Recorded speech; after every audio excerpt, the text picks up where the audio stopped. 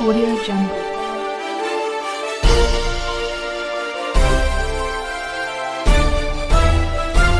Audio Jungle.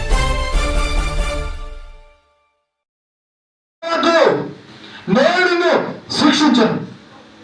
ఇక్కడ నువ్వు పాపం చేయవద్దని దేవుడు అనుకో నూతన జీవితాన్ని ఇచ్చాడు, కొత్త బతుకు ఇచ్చాడు. బెన్బిడ్డరా ఆమె జీవితంలో బెన్బిడ్డరా ప్రేమను చూపించాడు. ఆమె జీవితం మారిపోయింది, కొత్త బ్రతుకు. బెన్బిడ్డరా చనిపోయాల్సినటువంటి ఆమెకు దేవుడు నూతన జీవితాన్ని సాధించాడు. మన దేవుడు జీవం ఇచ్చేటటువంటి మంచి కాపాడి, మన దేవుడు విజయం ఇచ్చేటటువంటి మంచి కాపరి, మన దేవుడు నిలబడగా మంచి కాపరిగా మనల్ని మోస్తాడు, మనల్ని కాసేటటువంటి దేవుడు.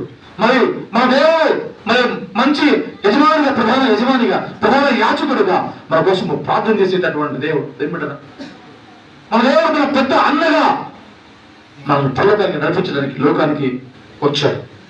నిలబడగా క్రీస్తు లేని క్రిస్మస్ నిరాశ, క్రీస్తు లేని క్రిస్మస్ నిరాశజనకమైనది. కొన్ని క్షణాలు చచ్చిపోతానని ఆమె అనుకుంది తండ్రి. కానీ నేను అట్టి ఆమె జీవితంలో ఓ ప్రభు ఆశను చిగించావు ప్రభా, నూతన జీవం ఇచ్చావు ప్రభు. ఓ ప్రభా స్తోత్ర బ్రతుకులు మార్చావు ప్రభా.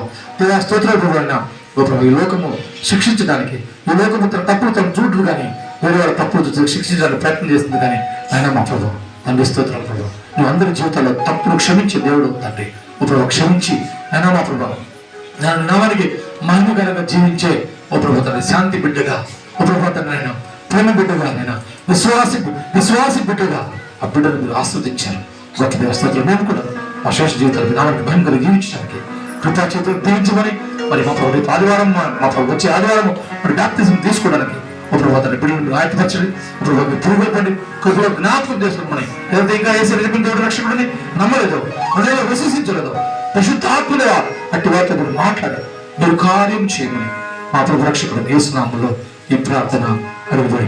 విధంగా చెప్పాలంటే యేసు ప్రభు దీని బిడ్డారా మరి ఆసియా ఖండంలో పుట్టాడు, బెత్లెహేంలో పుట్టాడు. బెత్లెహేం అంటే రొట్టెల ఇల్లు, అంటే లోకానికి జీవాహారంగా, లోకానికి వెలుగునిచ్చేటటువంటి దేవుడుగా, మరి సృష్టికర్త అనేటువంటి దేవుని యొక్క ప్రేమను, అంటే సృష్టికర్త అనేటువంటి దేవుడు ఎలా ఉంటాడో దేవుని చూపించడానికి యేసుప్రభు లోకానికి వచ్చాడు.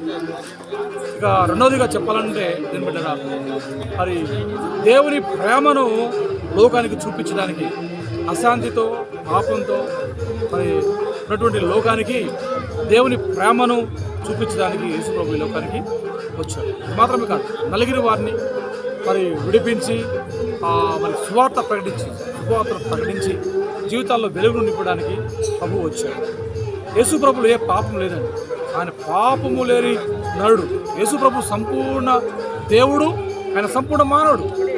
మన గ్రంథాల్లో కూడా ఈ విధంగా వ్రాయబడి ఉందండి. మరి సర్వపాప పరిహారార్థం రక్తప్రోష్ఠం అవసరం తద్రత్వ పరమాత్మైన పుణ్యదాన బలియాగం.